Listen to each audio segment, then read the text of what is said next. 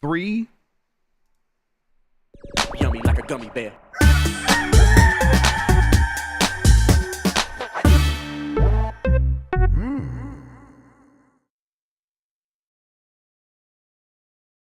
It's the internet. You're busy. Let's do this for April 19th, 2024. For the next hour or so, let me help you sort through the world of gaming on Game Mess Mornings Live with me, Jeff Grubb. Today, Kindgom Come is back, and Donkey Kong isn't going to get off his lazy ass until later this year. But first, please join me in welcoming today's co-host of Game Mess Mornings. It's Jason Fanelli, everybody. Jason, how are you doing? I am fantastic. There are a lot of questions in chat, and I will answer them shortly. You're dressed as Mario from NES Open Golf. I am. This is, so my theater, my local community theater group, our show opens tonight. This is my costume for the Barbershop Quartet. I figured we're here. You invited me. I have to make sure it feels well anyway. So that's why I'm dressed like NES Open Tournament Edition. You know, it's a Dregs Day. I told you I was going to brighten up your Dregs Day. I'm going to do it with red, white, and blue. Lexi says that there's no questions, just confusion. I don't get that. This is simply how Americans dress. This is how we go out. This is our go out attire. Hey, speaking of Lexi, congratulations on finishing college. Well done. Yeah, good work. Yeah. Good work. Shout out to you. Go back. It's all downhill from here. Run back, quick. Save yourself. Save yourself. Absolutely. No, but congratulations. But yeah, okay, so this is the costume. Are you like, you're going to wear it all day, or is it just for us and you're going to take it off again and then get back in it? That one, because so we're doing the Music Man. Not sure if you're familiar with that particular musical. If you remember the Family Guy episode where he joined the Patriots and he did that whole celebration, the song Shapoopy, that's from the Music Man. It's probably the most culturally relevant thing it's done in a while. So in the first, I'm part of like the school board, these 4 guys who hate each other. And through the power of music, we learn to love each other and sing Barbershop at the same time. So this is actually the Act 2 set. The Act 1 set is just a normal. Okay. The vest is right there. I don't know if you could see it. So it might be off camera. So I just wear like a normal black suit with a different vest, and we slowly evolve into a Barbershop Quartet. That's fantastic. That sounds like a good time. Well, fun. Yeah. Good luck. Or I'm sorry, break a leg. Absolutely. Do you know why that saying exists? I understand it's something to do with Macbeth. Well, no, Macbeth is cursed. If you do Macbeth is cursed. Okay. They're just similar ideas in my brain. They say break a leg at auditions because if it goes well, you'll be in the cast. Wow,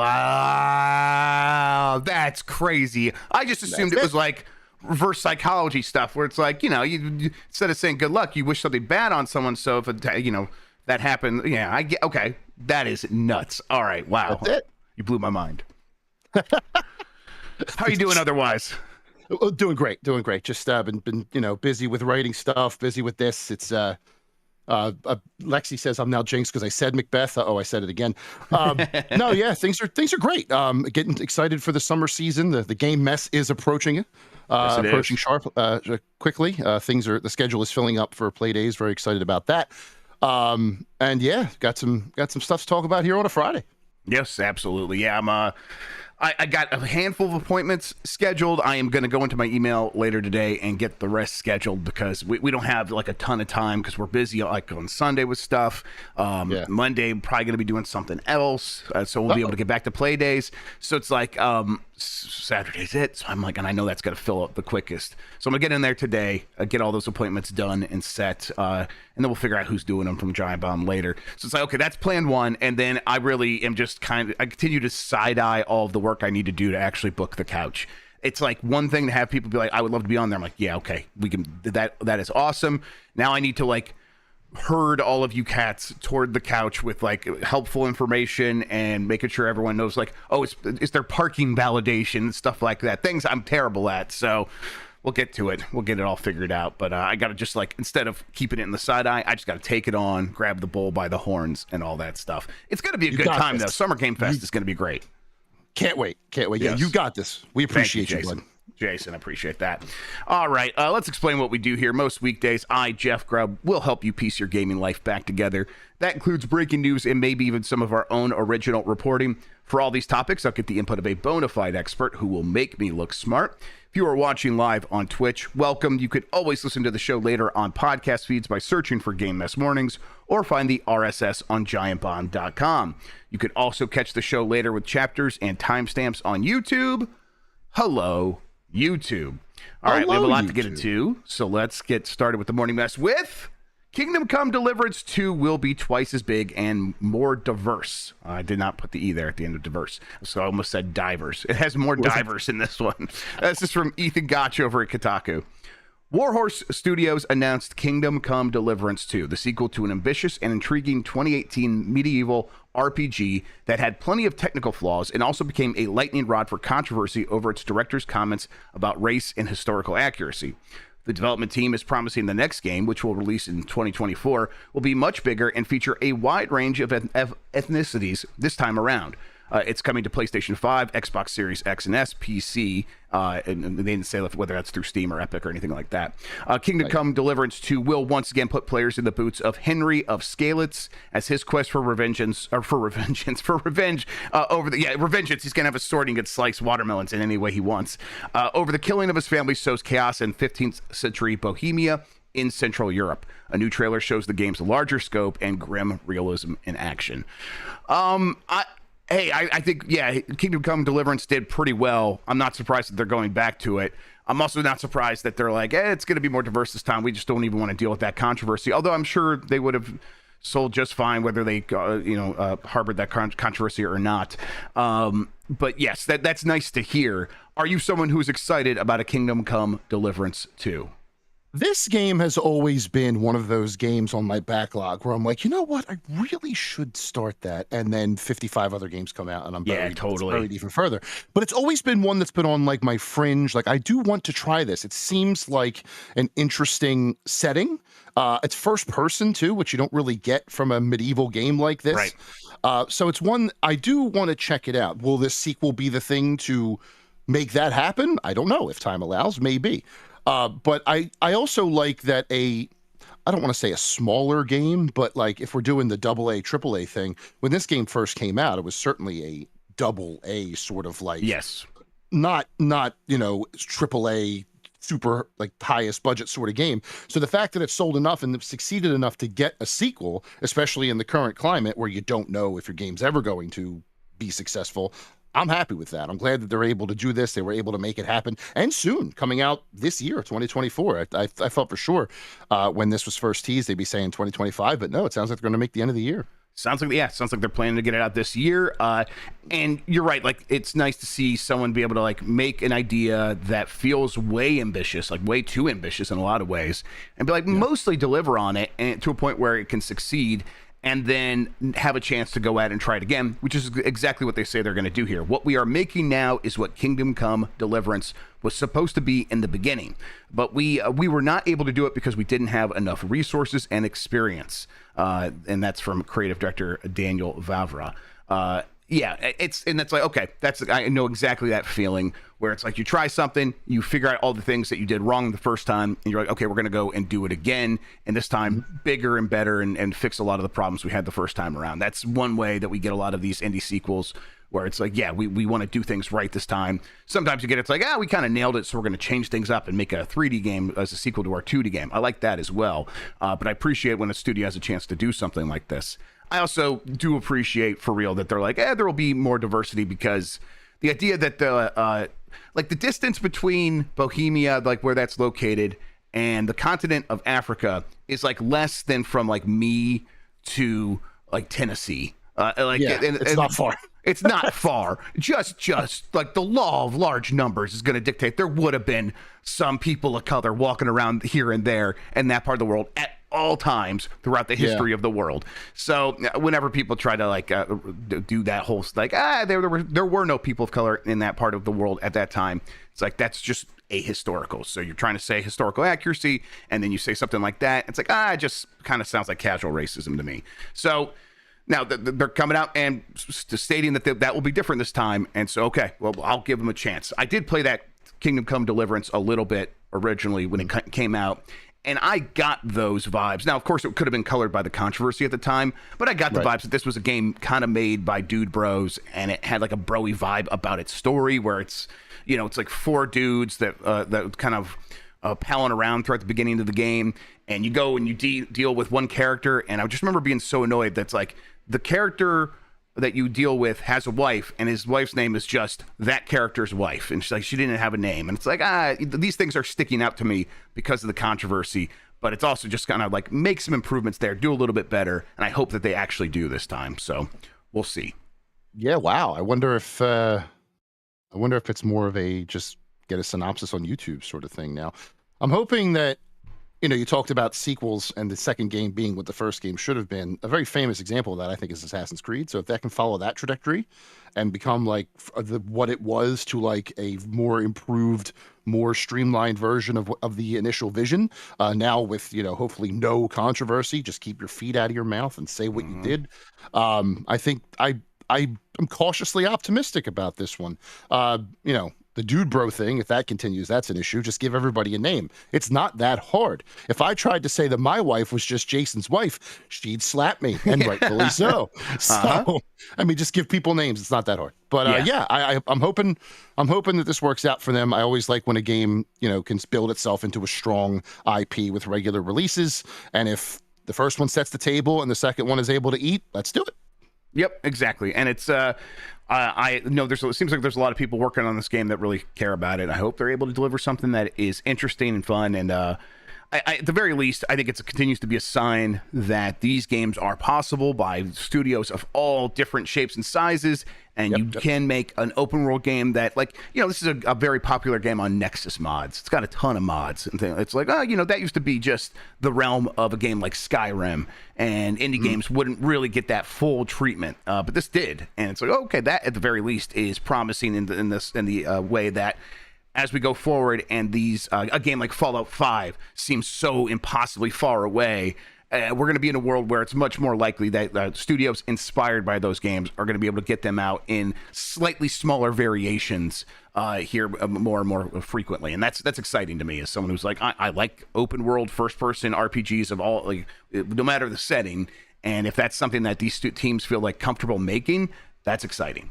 Yeah. One of the more recent games that I have 100% completed, like I was driven to 100% complete, was Amalur. Let's talk about controversy with an open world game. Let's talk about that guy. But I loved that world. I loved the way it played. I loved the fiction within it.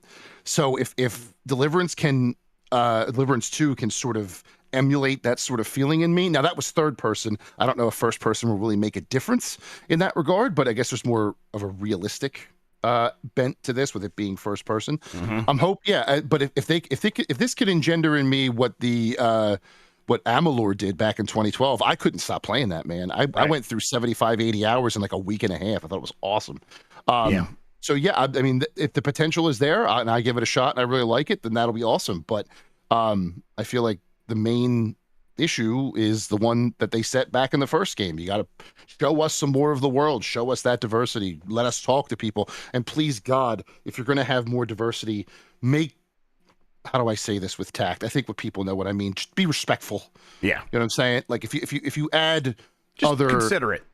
Yes, just consider it.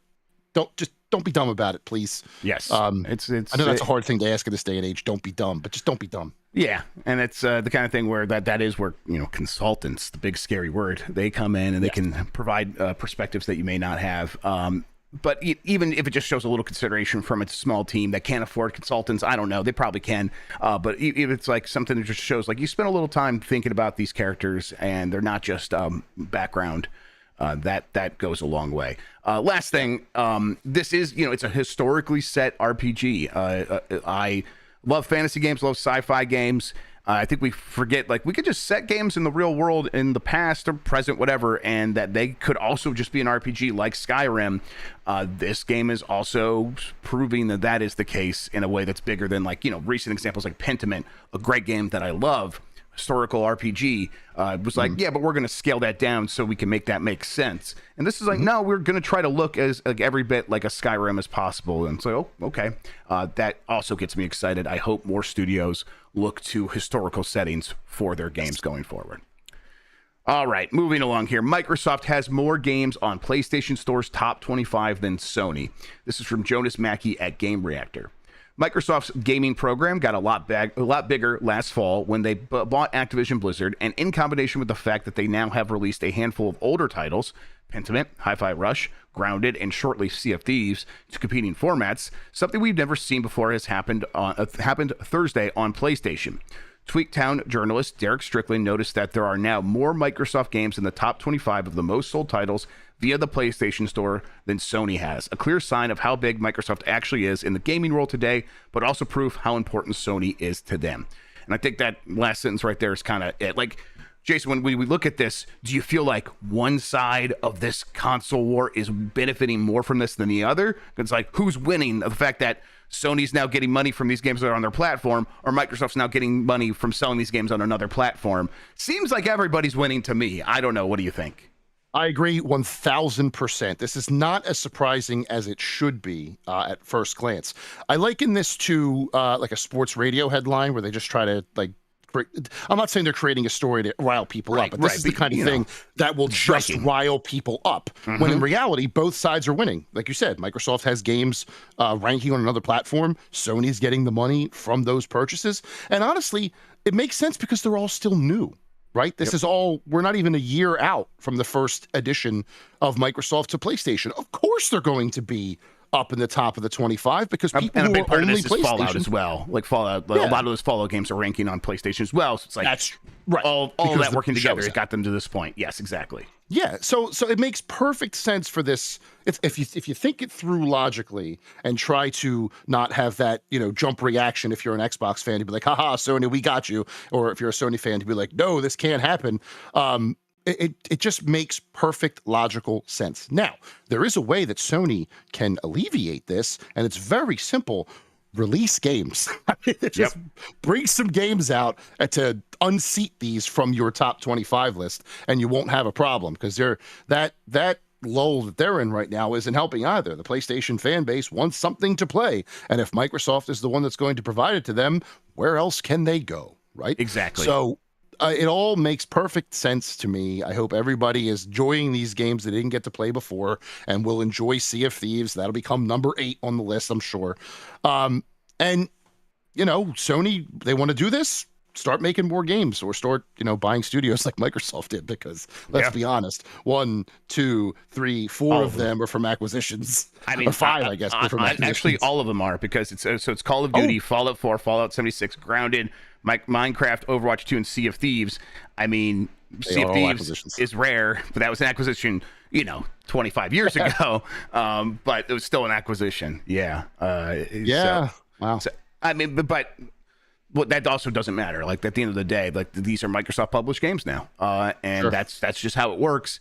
And Sony. So those are the 7 games on the list. Sony has 5. You're right. Sony's going to start releasing games again at some point, and that'll deal with this. But it's like in the meantime, I struggle to see how. I get when people look at the Xbox console. They're like, well, this is another reason not to get the Xbox console, and you're right.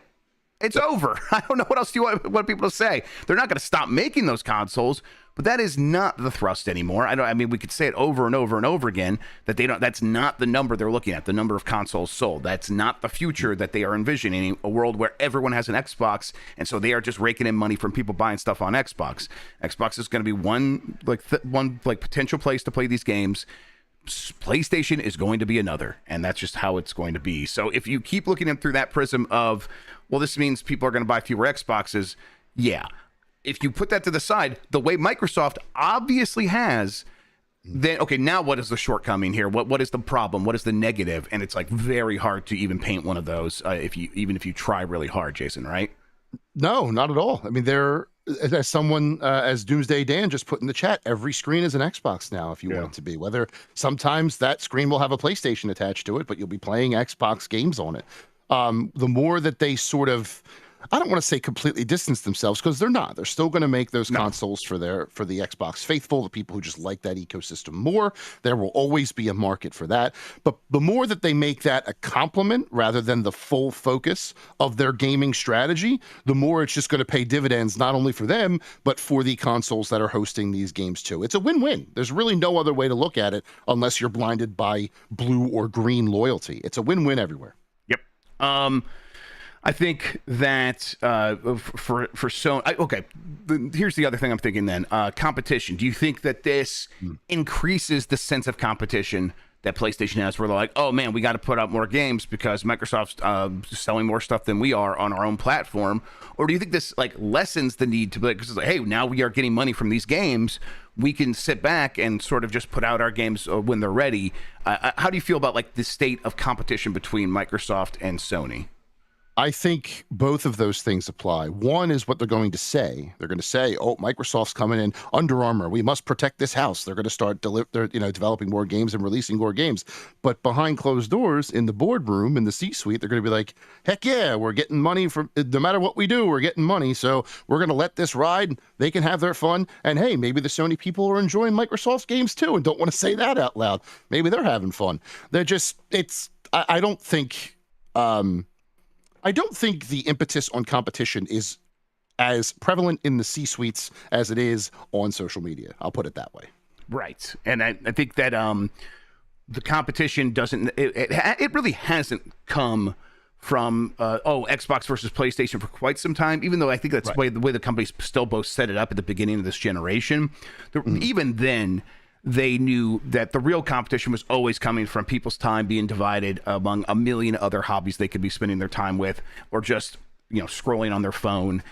Every minute someone scrolls on TikTok is just like they probably see a percentage point less of like the likelihood that they're spending money on video games on a console. And so the competition to get people's attention has actually never been like greater. It's never been more of a problem for these companies. And so they've always, that's why they're spending so much money on these games and taking so much time, because they have to do so much to make them stand out. And even if Xbox evaporated from the face of the planet, with everything that now entails, PlayStation would still have to be doing a ton of stuff to get people's attention and get excited to go buy a console to play these games. So it's like, yeah, I'm not worried about competition overall. Yeah, and if you wanted to even make that, like zoom in that conversation on strictly the gaming industry, they may feel that like a Fortnite or a Roblox or one of those big live service games that will never die is competition, even though it's on their own console.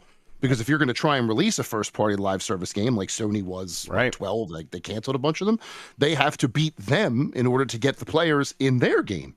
So it's almost like it's coming from all sides as far as the attention grabbing competition is concerned. They don't have time for the Xbox, PlayStation, Nintendo console war anymore because it's increasingly irrelevant, even more than it already was. Yep. And I think it was beneficial for them at the beginning of the generation because that makes it easy to tell a story of like, hey, you have to have this thing, so we're gonna have these games, and the other guys don't.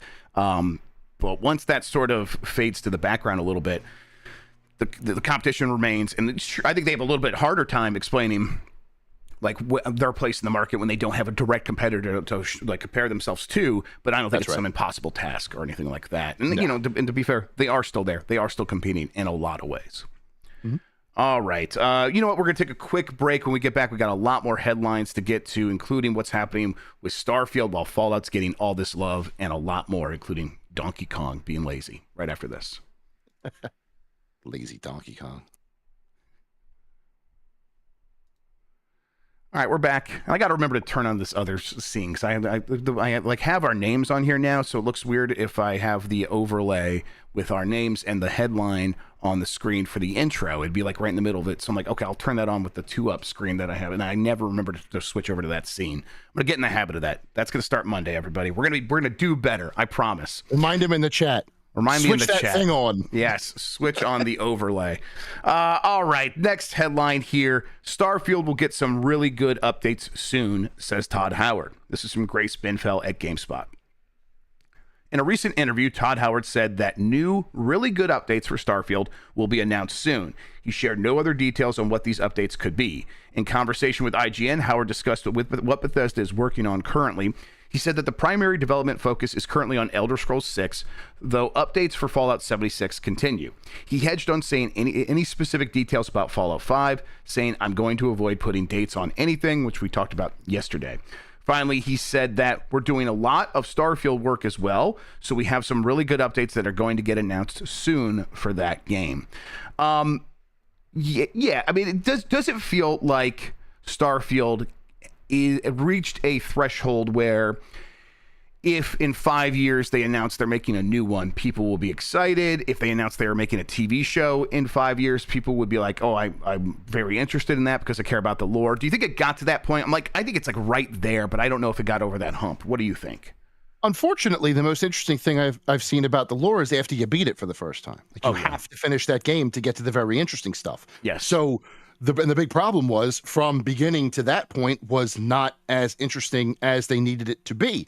So what kind of these really good updates better be for that onboarding. If you're going to consider the entire first run of this game from a lore perspective onboarding, you need to make that first part more interesting. You need to fill these planets with more things. You need to give the players more things to do. I loved the concept of Starfield, and I loved a lot of what they did here. But yes, it didn't quite get where it wanted to be, and it's still not there. I don't mean to laugh, but the fact that he says that really good updates are coming soon. Really good updates. And the chat just went, where were they? Like, what have you been doing? Well, they wanted to get the really bad ones out of the way first when they were making the game, then do the really good stuff. That's just the game development. Exactly. But so I think that there is potential here. I don't think it's a lost cause yet. I like the fact that they're going to come in and do updates. That you said Starfield TV show, and I instantly perked up because that would make a lot of sense. Yeah, I think I'd prefer the Mass Effect show first, but that's just me. Well, yeah. If they're considering, if they want to update this game and try and use things to bring people back, go for it, right? But for some, as I'm seeing in the chat right here, it's too late, right? They tried it, they gave them a shot, and it's not happening. Sorry, they're done. They're moving on to other things. So, is Pandora's box already open? Could be. I would be willing to go back and give it a shot if these really good updates are indeed really good. But there are other games on the horizon that do similar things. Like I said, EA is working on a new Mass Effect that might come out in 2030. Outer Worlds 2 is still out in the horizons somewhere. Yeah, it's probably not as far off as we think, I bet. Okay, all right. I don't want you to get in trouble with the headlines here. Yeah, of course. That was just me guessing, everybody. But yeah, so I'm afraid that this game, these updates might be too late, and some other titles might come in and eat its lunch.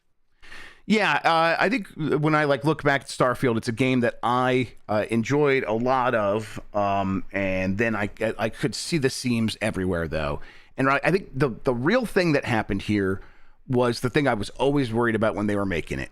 It was them saying we are making a game that's going to last for 10 years. Because that's not what they were saying when they were making Skyrim.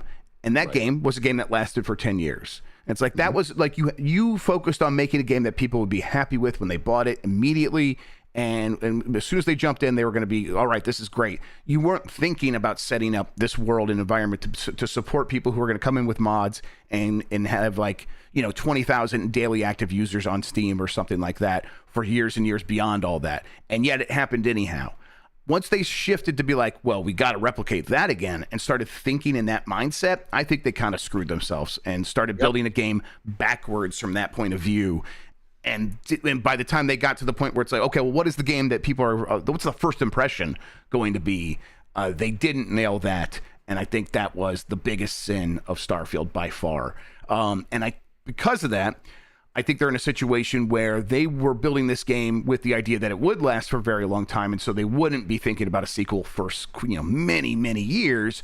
And so there's no chance to go back and do another one anytime soon. And I think these updates are going to come out and likely be, they'll perk things up here and there. They'll make the thing look a little bit more palatable if you were to really go back into it. I just don't think it's going to change Starfield's fortunes overall, though. No, I think that spaceship has definitely launched to adapt the cliche. Yep.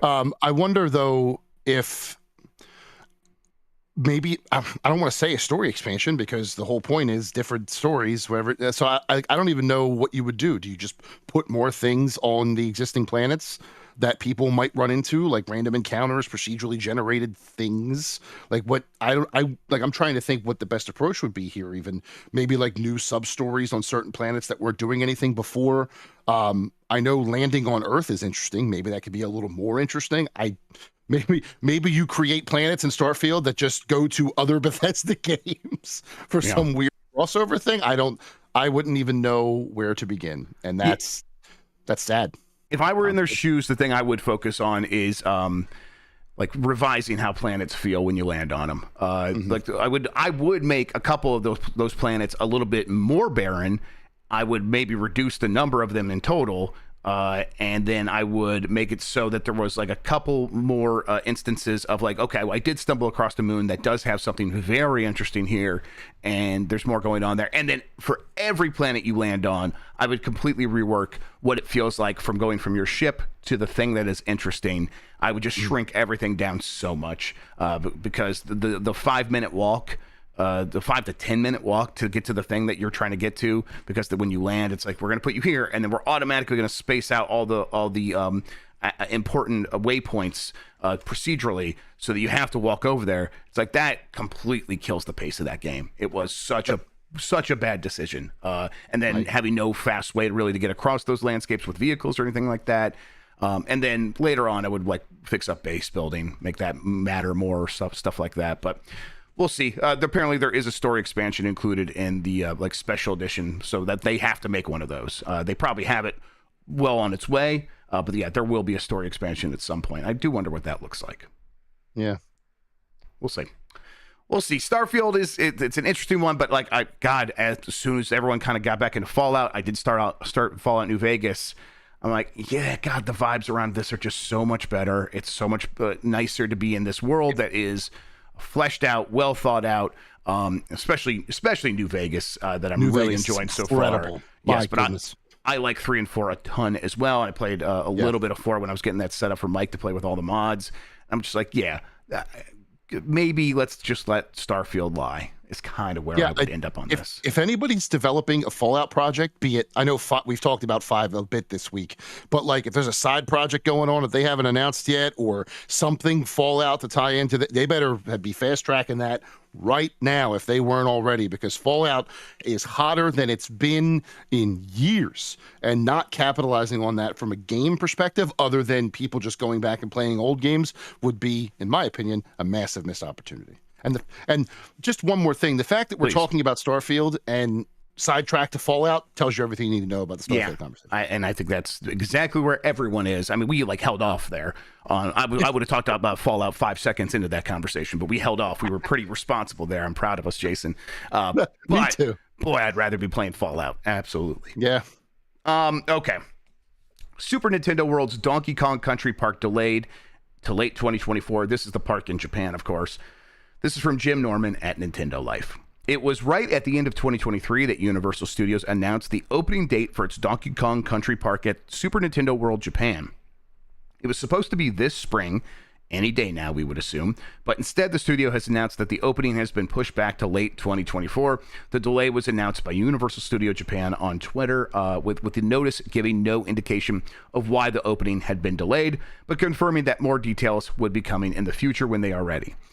We've been seeing some videos come out of the park, and like the minecart roller coaster track being tested, and that looking pretty cool. I bet they're like looking at a bunch of things. We're like, we want to make a ton of tweaks, get this just right, and that's the kind of thing that can push these things back months. I would assume. I'm not a park guy in terms of like paying attention to this stuff. This doesn't seem too abnormal to me, though. I don't know. What do you think? No, I'm 100% with you on that. Being a fellow Disney miscreant like Mr. Mike Minotti. We see this stuff all the time. Like they announce something and they push it back because they found maybe a flaw they weren't anticipating, or they want to add something different or something like that. So it makes perfect sense to me that this is something that's going to happen for Donkey Kong Country, that lazy monkey. I was getting very nostalgic looking at that minecart roller coaster, man. It looks really awesome. And honestly, with Super Mario World and now this, the most nostalgic thing about it, and maybe you'll agree with me on this, is having to wait from when Japan gets it to when we get it in America. Yeah, it goes right back to the old localization days where you see all these people, and even like California to Orlando, right? Because I don't know if I'm going to get to Universal in California. Orlando's a little bit easier for me. So seeing all these people having all these fun, all these great rides, and me being like, yep, here I am, Philadelphia. I don't know when I'll get to try it. But luckily, maybe this delay will sort of lessen that for Japanese park goers versus American park goers, and they figure out what's going on with this, and they can move it over here faster, at least to California, and we can all enjoy it a little bit sooner. And I do worry that the fact that they're being so vague means that there's some sort of safety flaw, right? Like there's some really big issue, but I guess not mentioning that makes sense too, because they wanted to open in late 2024 without them having to go, yep, we fixed it. That thing we announced, it's all good now. And I would assume like safety flaws are very common. Like that's like, you know, you've got a bunch of machinery going through on things and it's like, okay, yeah, we measured all these things out. If you're off by a couple of millimeters, I assume sometimes it's like, we can imagine a world in which this kills someone 1 out of a billion times. Let's just fix that. I could easily see that. I think they're just doing their due diligence. So yeah, they probably just like, hey, we're going to fix this up, have it ready to go. And then by the time it's opened, we're 100% sure that it's safe and fun and all the things that actually matter. Yeah. And Orlando is opening up like early next year, right? I think it is like 2025 for Super Nintendo World. That sounds right. Florida, that sounds right. I think it's spring 2025, because I know my family and I are planning a trip. We're planning a trip to Disney World this September, and it will not be open yet. So I think we immediately said we're going to be planning another trip in 2025 so I can scoot over to Universal and become a kid for a little while. But yeah, so yes, 2025 does make sense. Spring, I think, too. I don't know if they put an actual month on it yet. I think it's just spring. Spring, that sounds right. But yeah, that sounds right. I'm excited about all of this. It's like, boy, when are they going to expand beyond like the Mario Donkey Kong stuff? I mean, I think Zelda is pretty much on the table for Orlando. Yeah. Those are the rumors. But it's like, are they? I don't need attractions, the big attractions for everything. But when I went to Super Nintendo World in California, and it was like, okay, it really is just all Mario stuff, and really it's just kind of Mario Kart and then generic Mario merch. And you know, the Mario themed restaurant and stuff like that. It's like, okay, I wouldn't mind if there was like a cart here or there that referenced a couple of these other games that aren't ever going to get their own ride, or if the store didn't just have Mario Kart and Mario stuff, if there was the chance to see something from Star Tropics or whatever else, that would be pretty cool. I hope they can get to that point here relatively soon, where it's like, okay, yeah, you came here for Mario, but this is Nintendo World, and you can get all kinds of different Nintendo stuff here. I think that'd be pretty neat. In like smaller experiences, nothing huge. I'm not expecting a roller coaster based on Star Fox even. Right. They have to have in storage somewhere all of the old E3 booth props they used to bring.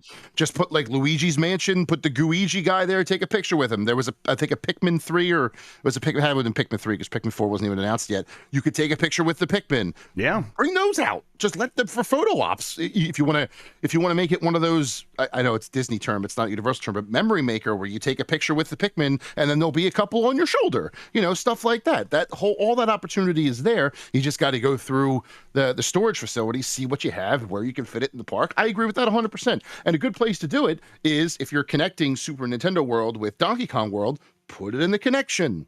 Make that walkway a little more interesting. It makes perfect sense to me. Yep. And I get why that wouldn't happen in California and stuff like that. They just have such little space. They're trying to maximize all of it. But, you know, Orlando, let's make it happen. All right. This is a story just for me. You will get to play Sabacc in the Star Wars Outlaws game from Ubisoft. This is from Jonas Mackey at Game Reactor. It's actually very strange in these times when every other major adventure introduces its own card game that we've never got to play Sabacc in a Star Wars adventure video game before. We've known about the game since the early 80s. It was first mentioned in the 1983 novel Lando Calrissian and the Mine Harp of Sharu. And of course, it's most famous for Han Solo winning the Millennium Falcon in a round with Lando Calrissian, something we actually got to see in Solo, a Star Wars story from 2018.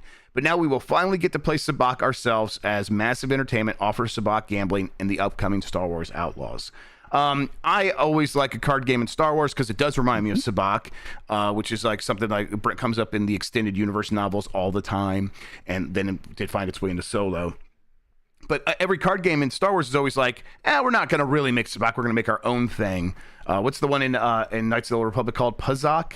Something like that. Something like that. It's been a while. Yeah. And it's like, so yeah, this is pretty cool that they're actually going to try to translate that. And I definitely, like, a big part of this is like one of my favorite book series when I was young was the Han Solo trilogy, and that, the Sabacc card game like really was a big part of that. So I have like some of the rules up in my head, like the cards randomly shift every once in a while at completely random intervals, but you could put them in an interference field and that stops them from changing. So you're trying to get an idiot's array, which is like a certain series of cards, and the only way to do that is to like lock them down and then maybe wait for one of your cards to change and then play your hand right then. It sounds pretty cool. I wonder how it, like what it was like to take something that was written for stories and turn it into an actual game that you play, because that doesn't always work, right? That's why we haven't seen it before up to this point, right?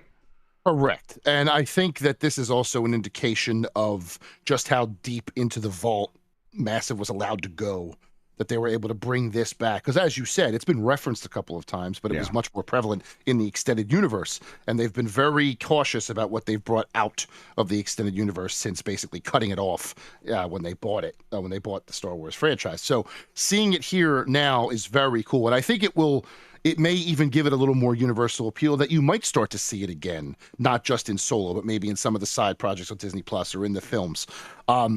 It's a good place to introduce it. If Queen's Blood is any indication, in-game card games are a lot of fun, and people like playing them.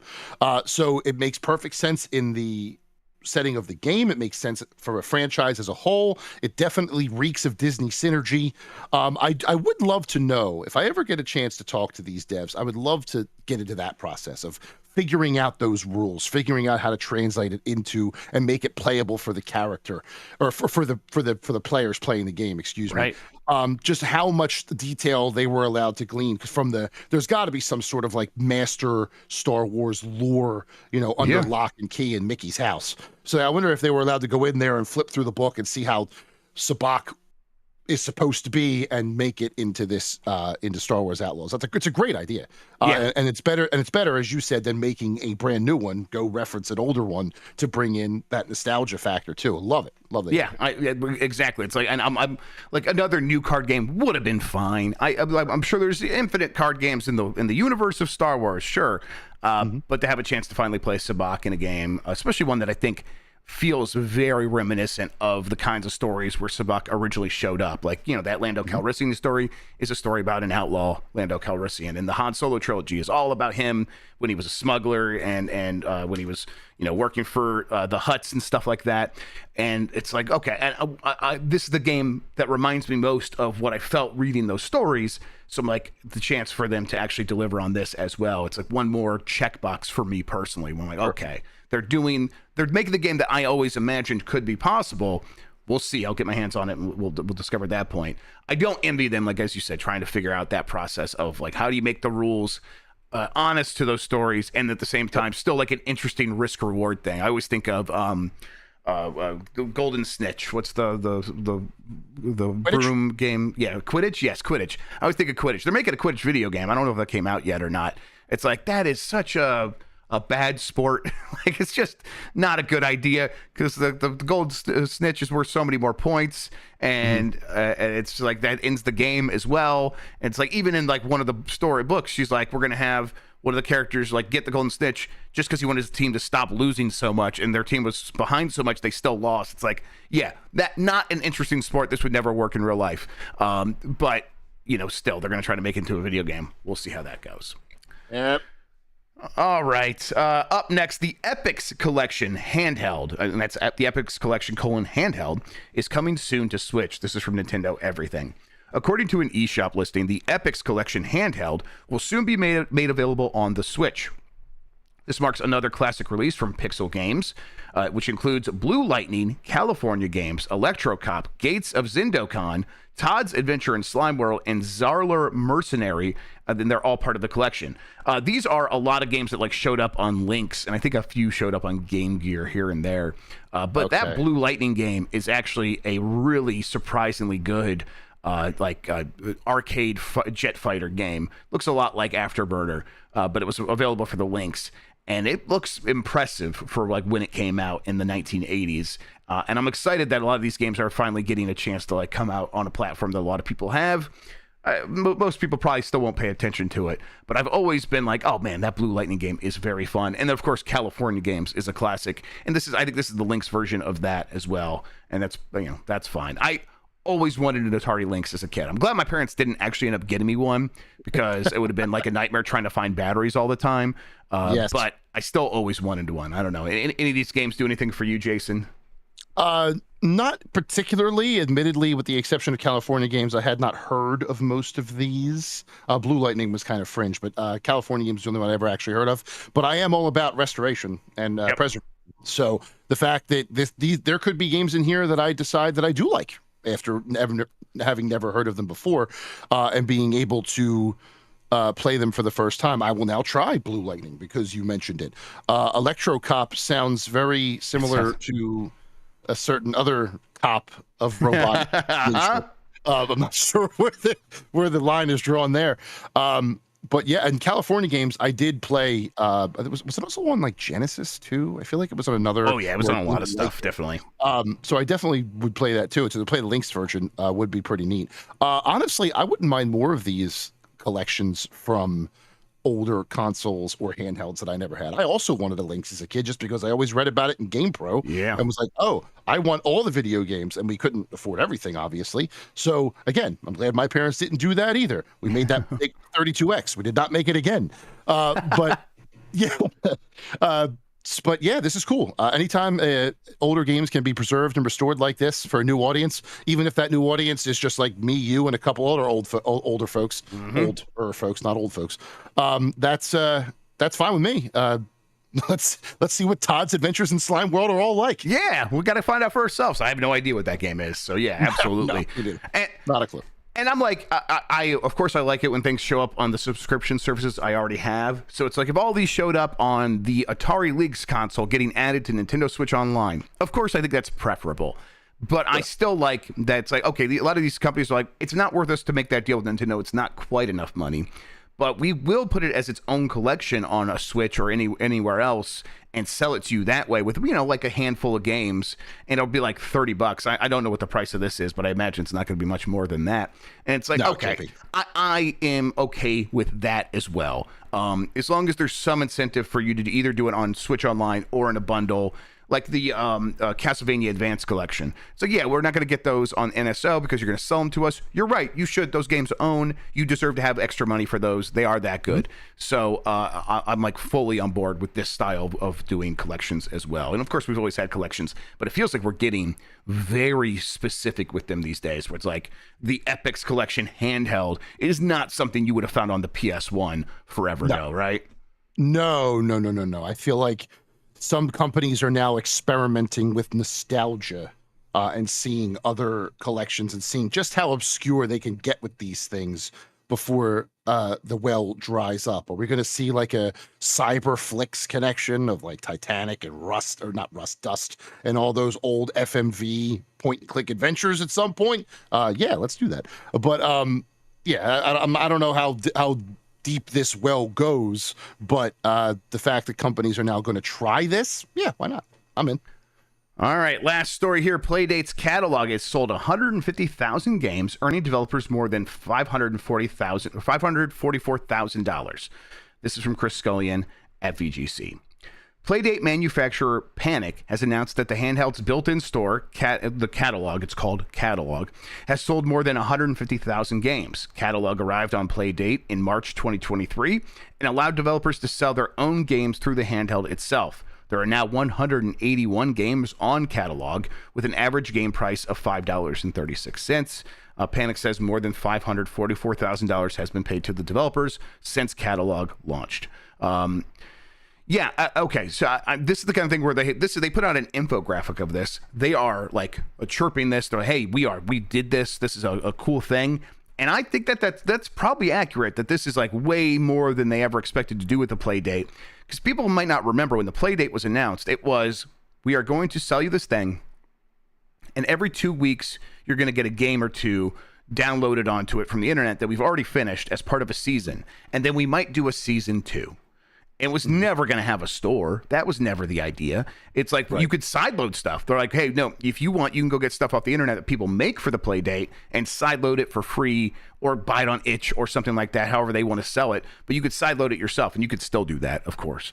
But they were like, oh, you know what? At a certain point, there's enough interest here. Maybe we should just have our store and try to see if we can get some developers on there. So that $544,000 is like literally an infinite amount more than what they were expecting to do when they launched this thing. So I think in that light, this is just nothing but a success, right? Correct. I think the fact that it's such a unique niche thing, and it sold like this, they have to be, clicking their heels and jumping out of their seats. This is amazing. The fact that developers alone have pulled in $500K for their games and only 181 of them exist, that sort of math is very, very impressive. The gentleman's name eludes me. He put a game just on this. The Papers, Please guy. Is that Lucas Pope? The Papers, Please guy. I know. I'm trying to think of it too. The name of the game eludes Lucas me. Pope. Lucas Pope. Yes. Yeah, that is the game I'm most interested in. I've not held one of these yet, but I've seen one or two out in the wild. It looks kind of cool. It looks unique. Yeah, look at you. Yeah, got it right look there. At you. This is my second one because I lost and broke my first one in my move across the country. And then they did another round like, hey, you guys want one? I'm like, I broke my last one. Can I get another one? So they sent this to me a few months later. And I'm like, oh, thank you so much. Awesome. Keep meaning to buy the Lucas Pope game because I've heard nothing but good things about it. Yeah. It's, I have some friends that are like in the scene for the Playdate, right? They like work with developers that make games for this thing, and it's like it does seem like a small little passion that they're doing on the side. Lucas Pope didn't have to make a game for this. That's amazing that he did, and it's apparently like I said, people seem to really like it. So it's like it's that kind of thing where people who make the interesting fun games that we talk about at the end of the year, where this came out of nowhere, it's game of the year material, they are making stuff for something like this, or they have in the past. And so the Playdate continues to be an interesting thing for me, even if it's not ever going to be the thing I'm turning on every day. It is like the occasional fun distraction, and you could see some interesting new ideas from developers that have made a ton of cool stuff in the past. Chad has set us straight. Mars After Midnight. Mars After Midnight. That's it right there. Yes, absolutely. Yes, thank you, Chad. Appreciate you. But yeah, I would like to, try it and hold it first before I actually take the plunge. If I'm ever, I don't know if they have more, if they're just open for sale now or how that works.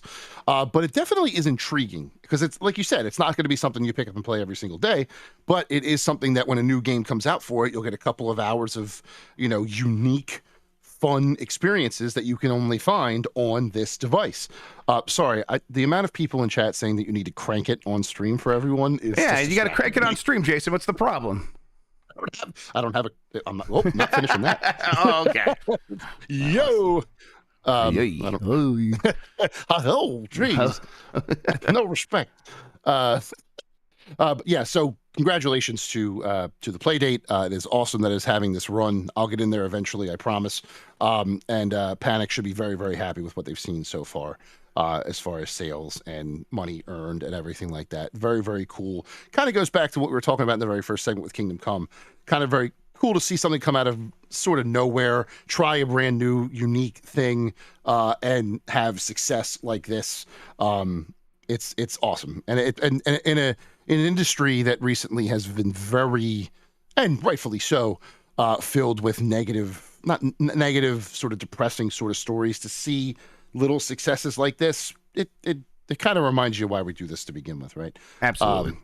A couple of spotlights here and there are nice amidst all of the calamity and woe. Yes. So some light amongst the clouds for sure. It's and it's also nice to me to just see that like something small and not trying to be part of the like big video game industry machine.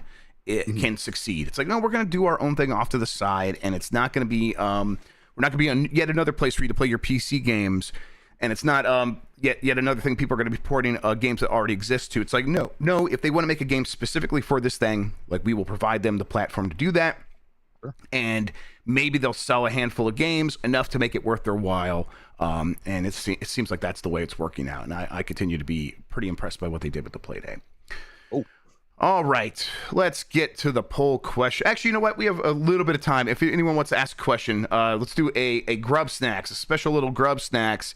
Use the Ask a Question button here on giantbomb.com/chat, or if you're in Twitch, just drop your question there in chat. I should be able to see it. But we'll answer your questions real quick before we get to the poll. So if you want to get that going, feel free to drop that in there, and I'll get things set up. While we're waiting, Jason, why don't you tell people where they can find you on the internet, what you have going on, all that good stuff? Yes. So at Big Man Fanelli on Twitter and other socials, just did a guest spot on the Fun and Games podcast, a podcast run by Matt Storm, who's like a video editor for Game Informer, and another person whose name I cannot remember right now. I'm so sorry, other person. But they have a side gig where they have people come on and they just talk themselves about a game that they like. And I mentioned Cyberflix because my episode went live today, and I talk about the 1996 point-and-click adventure Titanic Adventure Out of Time, which is an amazing retro, like it's a very hard game to explain, but it's so fun and eerie and historically accurate. Like they went in and built the ship like from scratch, some 3D, some 2D. You can even, if you're not playing the game, you could just tour it. And like the people who stop motion FMV, yes, that's exactly what it is. And like you can just tour the ship, and the people who are in the like the characters in the game will narrate stuff about the ship to you. Cool. But then the actual adventure is like you go back and you're a disgraced British Secret Service agent who goes back in time to right his wrong, and you're like using clues and solving puzzles to find these relevant items. And then once you do that, like it's go listen to it over at Fun and Games Podcast. I talk about it for 20 minutes, and it's if you can play it on good old games, or more appropriately Steam, because it is a steamboat. Go check that out. If you're in the Philadelphia, I'm gonna pitch this. If you're in the Philadelphia area for the next 2 weekends, if you go to stfrancisplayers.org, that is the theater group. St. Francis Players. We open the Music Man tonight 7:00, tomorrow 7:00, Sunday 2:00, same schedule next week. Tickets are available on that website there. You come see me sing the high tenor in the barbershop quartet. Got that high voice going. Real quick though, if you go there and you're going to applaud for Jason, do not yell "Giant Bomb" in a crowded theater, everybody. Please, on my behalf, don't do that. Oh God, don't do that. Because I'll laugh and a couple other guys will laugh, but everyone else will be like, "What?" But if you do show up after the show, the cast does come out to greet the audience. If you can say "Giant Bomb sent you," and I will shake your hand and give you a high five and maybe a picture. Perfectly okay. But yeah, Giant Bob sent you will be awesome. But if you can't do that, I completely understand. But you can also find me writing news on GameSpot and MMORPG, a couple of things going on there. And yeah, that's what I'm doing. All right, we got some of these Grubb Snack questions. Get these real quick. Let's see. DMCD23 asks, "What's your favorite color?" Jason. Green. My favorite color continues and will forever be gray, no matter how much everyone tries to shame me for that. He's just saying that because it's slowly taking over his head. That's right. Exactly. I'm trying to embrace it before that comes for me. Let's see. Scrub McGrub. How many more generations does physical media have left? Just saw Target is doing away with it next. I mean, it's going to depend on the specific medium. But I bet the next Xbox and PlayStation console generations launch without disk drives built in. They will sell them separately still, but they will not be built in. From like the main model will not have a disk drive built in. What do you think, Jason? I agree. I think disk drives are slowly going away. And it's over. It's what they wanted in 2013. They were Microsoft was a little early, but it's cloud streaming, it's direct downloads. As much as I love physical media, it's just a thing of the past. So unless they're going to start putting games on USB drives or cartridges of that sort, I think disk drives are a thing of the past, as much as I hate to say it. Let's see. Let's go with One Winged Zero on Twitch. Says, any plans to play more PS1 games? Yeah, all the time. I always want to be playing more PS1 games, games from that generation. We definitely got some momentum going about wanting to do a License to Thrill here pretty soon, where we'll play some more licensed games. PS1 is rife with that, so yes, we'll get some more PS1 games up on the site pretty soon for sure. When are you going to play Croc Legend of the Gobos? I would love to play Croc Legend of the Gobos. Curse splat, baby. Sandwich Jones, is the Skate reboot safe? EA's dropping games like flies. I don't know. I haven't checked recently. I think so. I'll look into it, see what I can find out, and let you know. And then Crooked View asks, you all played Deep Rock Survivor at all? I'm enjoying it a lot on my Steam Deck. I've not. I was going to play that and that Geometry Wars survival game, that's like Vampire Survivors. Both came around the same time, and I think they kind of canceled each other out in my brain. I didn't play either one, but I will get around to checking that out. I also never really spent that much time with like Shoot, Deep Rock Survivor, or Deep Rock Galactic, and I've been meaning to do that. Yeah, and Always Be Clothing wants to know, do I have any comments on the Mount Rushmore of furries that made by one Jeff Grubb's Game Mess last night? I will have to come in and be pretty stern with what they did while I was busy last night and couldn't do my own show. So we'll get in there, fix things. Daddy's home now, everybody. You guys better button up. All right, let's see here. Poll question. Let's get to it. That's not a poll question. What is that? That's my personal files there of Adam Boys. Let me go over here instead. Have you ever played a Mafia game? Yes or no? 56% said yes. 44% said no. As usually, I'm like, hey, that's quite a bit of people. Like 56% are like, yeah, I played a Mafia game before. And I suppose that is why they're making a new one, right? If you get over that threshold where like 2.7 thousand people ask, like, hey, or they say, yeah, 56% like, yeah, I've played one of those before. Once you reach that threshold, I bet it's like, it's got that name recognition. We should just go back to that, right? Yeah, I wonder how many, if you were to just extrapolate that data a little more, how many of those, if you said, which one did you play, it would be. Because I feel like stop doing that. Adam Boys is coming for you. Adam Boys is coming for you. I feel like, what is going on with my camera here? I feel like Mafia 2 was the most popular of the three. That's the only one that I've played. That sounds right. So maybe I'm a little biased.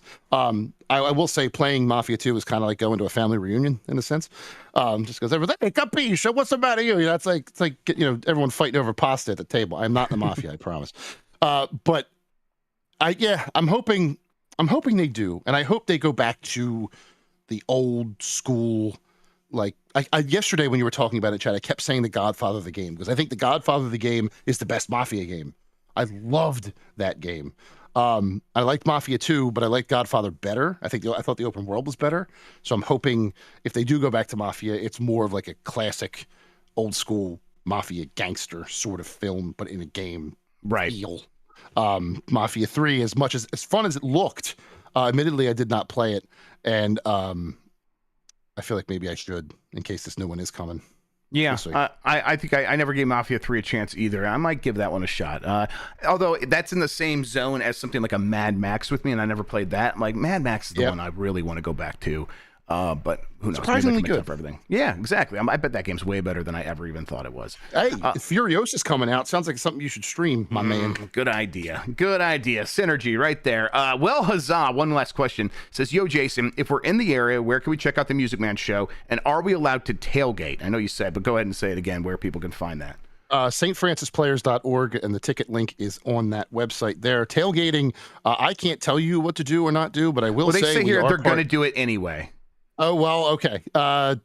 It is a parking lot of a church, so you may get some looks. We use the gym of a Catholic elementary school. That's our theater. So, if the priest comes out, just give him a sandwich. I'll be fine. Don't do it. If anyone's watching from St. Francis right now, I am not advocating that anybody tailgates our show. Absolutely. If completely they do, innocent. Yeah. But yeah, stfrancisplayers.org is where you can find that. I got a new poll question. Did you play Kindgom Come Deliverance? Yes or no? We'll get to that on Monday on Game Us Mornings. I'm trying to think if there's any reason I would be able to do a show on Monday. No, we should be back on Monday with more here on Giant Bomb. Speaking of Giant Bomb, later today, UPF, not much later after this, about an hour, we're going to get back into content warning. I'm going to see if we can get it set up in the time that we have for more than 4 players. If we can't, we'll just to play that game with 4 players. We'll see who can play. But if we can get everybody in there, we will. I think the way it works is you have to have a server set up. So I might take my Pal World server that I think I still have for another month or so and convert that over to a content warning server. We'll see. Yeah, it'll take a little setup. But and then after that, we are going to do our first of what should be the regular cadence of Power Bombcast going forward. Look out for that. That'll be in the BCR slot instead this week. So love that idea. Time. Yeah, very excited about it. Jason, thank you so much for spending today talking with me about video games. I really appreciate it. I'm always happy to be here, Jeff. Whenever you need me, just say the word, and I am here, baby. We will make it happen. Dougman asks, will Grubb do a watch party of Rebel Moon Part 2? I might. Man, that first one was so bad. It's one of the worst things I've ever seen. I'm like kind of obsessed with how bad it is. So maybe. We'll see, Dougman. You're the best audience in gaming. Until next time, have a good one. Take care of yourself, and goodbye. See you later.